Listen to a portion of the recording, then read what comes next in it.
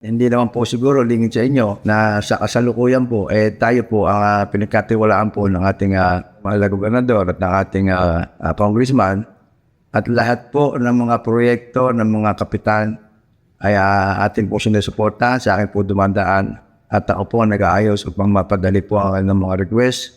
At sa katibayan po, lahat po halos ng mga kapitan dito ay nabigyan na natin po ng tulong sa parami ng proyekto natin ibigay, mga farm to market road, mga covered court, multipurpose. Isa po dyan sa nabiyaan ko, ang barangay Tambong Balagbag, na ang kapitan po natin dyan is Captain Nelson Pay. Noong pong si Kapitan Celso Moica pa ang kapitan dyan, ay nag-request po sa akin ng farm to market road, na ipagawa na din po natin at nabigyan ko po sila ngayon ng bagong barangay hall.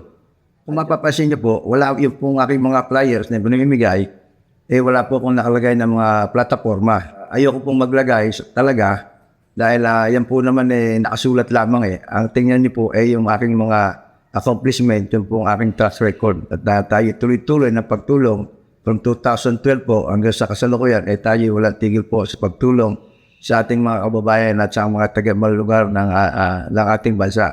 Ang ating pong mga proyekto po, ayusin po ang tubig na supply sa ating mga bahay.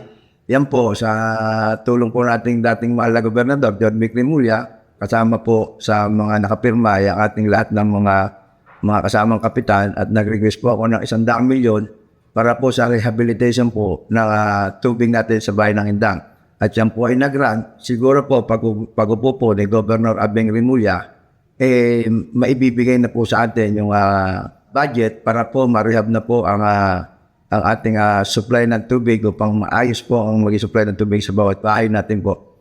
Tayo po nag-upos din po sa proyekto po ng prime water dito sa ating bayan dahil nabalitaan po ng inyong lingkod na nag-a-apply po ng water rights sa NWRB ang prime water.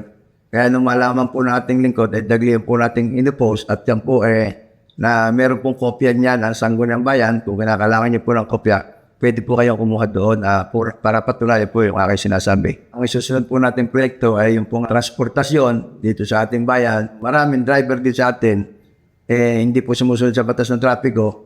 Kaya po nagkukos po ng traffic. Kaya ang importante po rito talaga ay political will ng mamumuno. I-implement po yung mga batas na ginawa ng ating Sangguniang Bayan. At dahil po yung mga ginawa ko pong batas nung ako po ay konsyal ng bayan, yung pong ginawa kong loading, unloading zone, hindi po nasusunod at marami po may nakaparking na sasakyan.